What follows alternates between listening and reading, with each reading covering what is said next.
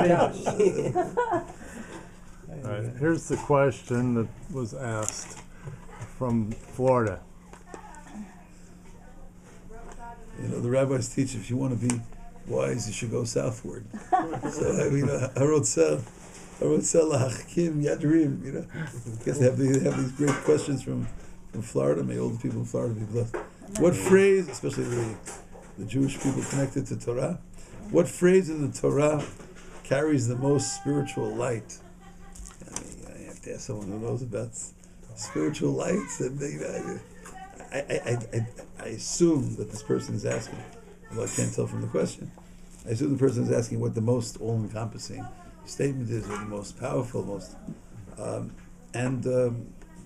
there's a discussion in several places, including in the Talmud, in Talmud Yerushalmi, in the Talmud of Eretz Yisrael, where we have a discussion, I believe, between Rabbi Akiva and Ben Azai, as to whether loving your friend as much as you love yourself. They don't use exactly these words that our friend in Florida does, not the most spiritual life, but the most all-encompassing sense. Rabbi Akiva teaches that the most all-encompassing, the most basic teaching of Torah is you shall love your friend. Your friend is just like you. You shall love your friend as you love yourself. And Ben Azai teaches that there is a sentence which is more basic and more all-encompassing, and that is the statement in the book of Genesis, in the book of Bereshit, about how this is the book of the happenings of human beings. This is the book of the happenings of generations of man.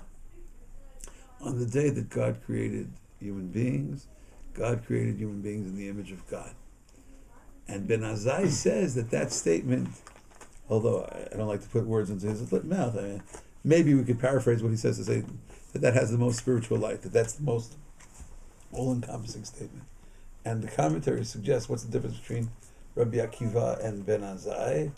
Maybe Rabbi Akiva was teaching your friend. You should love your friend as much as you love yourself. Well, what if it's not my friend? What if it's someone who's not my friend? Or maybe it's not someone who's not part of my group. Someone who's not part of my chevra. Someone who's not part of my nation. Do I have to love them? Do I have to see anything special in them?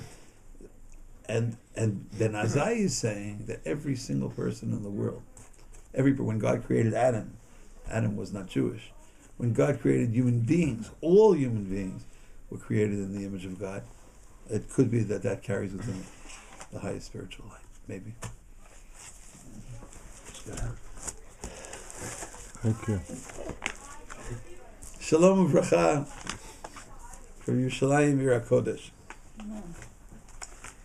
We were privileged this evening to study the Haftarah of Parashat Lech Lecha. The Haftarah this Shabbat is taken from the 40th and 41st chapters of Isaiah. There is one sentence which always intrigues me in this Haftarah, and our focus of analysis will be related to that particular verse. If you're interested in following, it's Isaiah 41, verse 13. Ki ani Hashem Elokecha machazik yeminecha. For I, Hashem, your God, I am holding your right hand.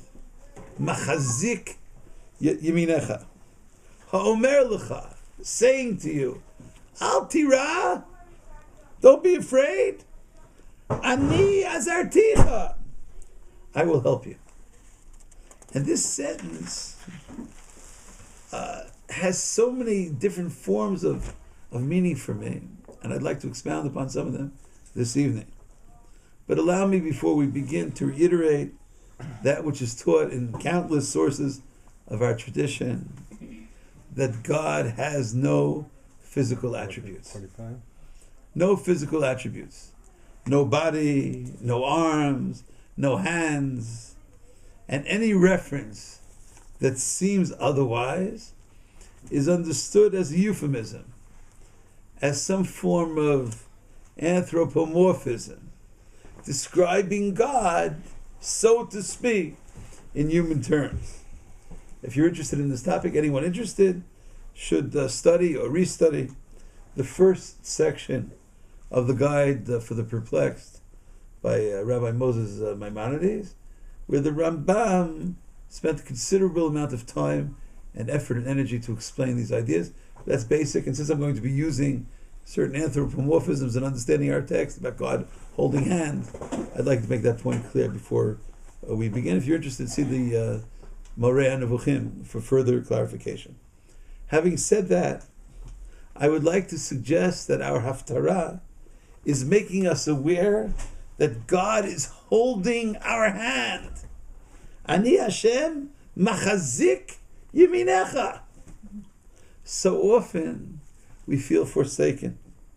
So often Am Yisrael generally, or particular members of our people specifically, feel a painful sense of being alone, a form of frightening loneliness.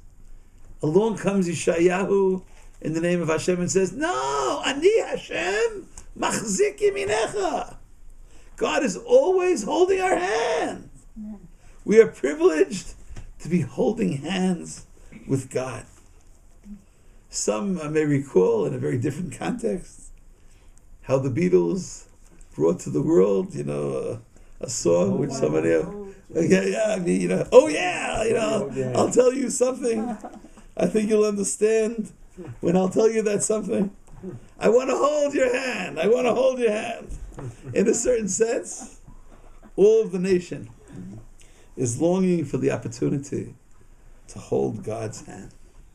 Yeshayahu tells the people, God is holding your hand.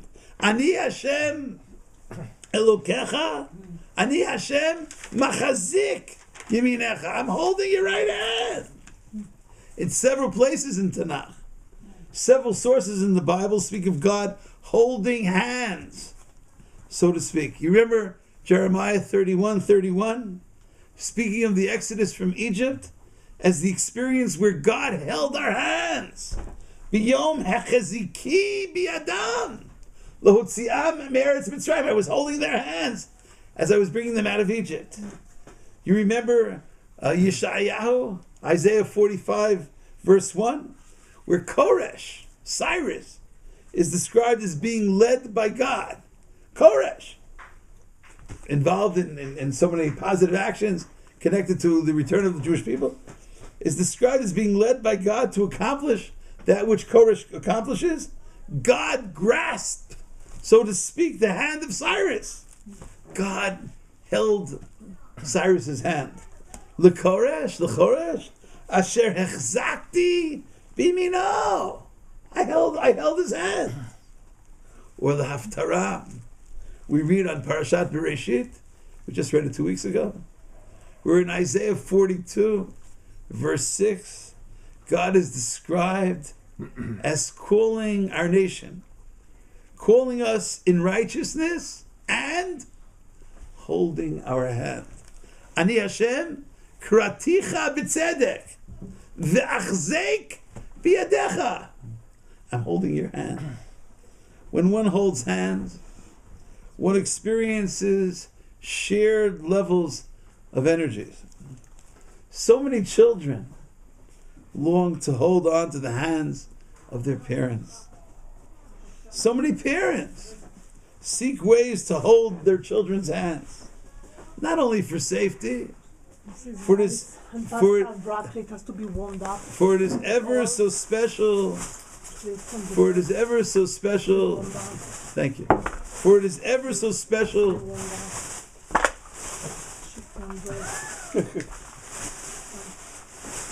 I would do. So many parents seek ways to hold their children's hands. For it is ever so special to hold hands.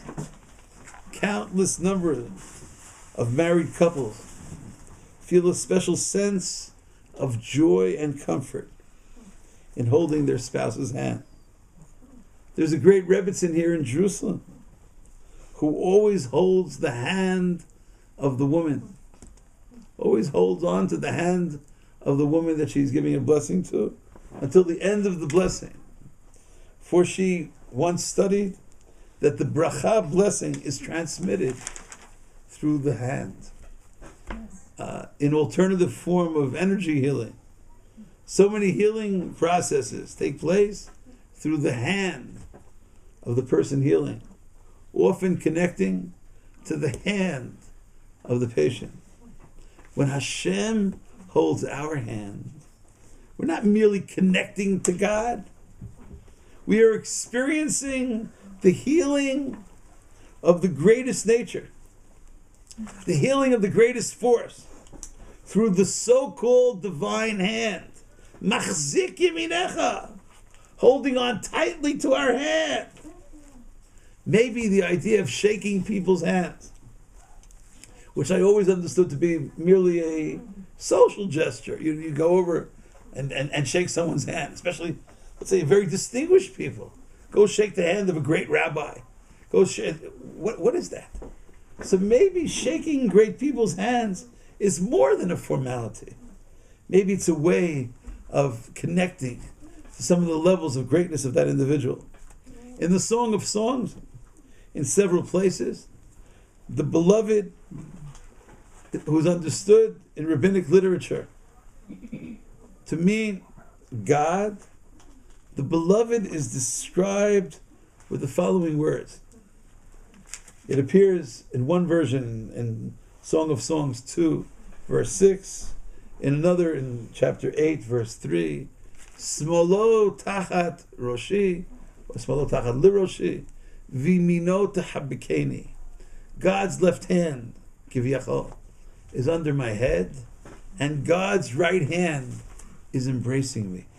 Rashi writes in his commentary to Shir HaShirim, Dodi mahazik biyadi, v'hu li lemish'an, v'hu li lemish'an bigaluti. My beloved God, Hashem, holds my hand and is my support throughout my exile. May you, or anyone you know, may you never have to go through any type of frightening experience. However, in the past, when people did have to go through such things, do you know how great is the calming effect if someone holds their hand? Especially someone very close to them, especially someone who really loves them. The message of the Haftarah, paralleling the message of the parasha, God tells Avram in the section of Lech Lecha, paralleled in the Haftarah of Yeshayahu, Al Tira Avram, don't be afraid, Avram. And through Yeshayahu tells the whole nation, don't be afraid. Ani azarticha, I'm with you. I'm holding your hand. We often may imagine that God has forgotten us. We may mistakenly think that we were forsaken. Nothing can be further from the truth. The Haftarah of Lech Lecha speaks about the people asking, why is it that God has forsaken us? And that's the opposite of the message that we're learning. God is always extending the divine hand to us. We just read in the Ilah on Yom Kippur, Ata notein yad l'posheim v'mincha pshuta l'kabel shavim. You extend the hand to the sinners.